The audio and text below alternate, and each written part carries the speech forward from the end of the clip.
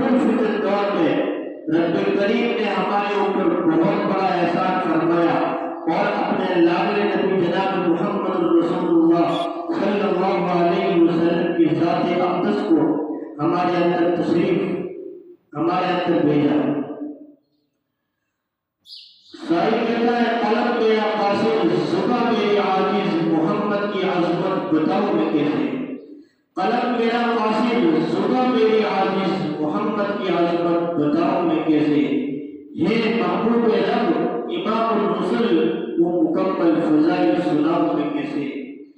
तो आइए इस अहम मौजू के पेश नज़र मैं दावत देता हूँ अज़ीज़ मोहम्मद अमजद सिद्दीक़ नगर को वो तशरीफ लाए और अपनी तकरीर पेश करें।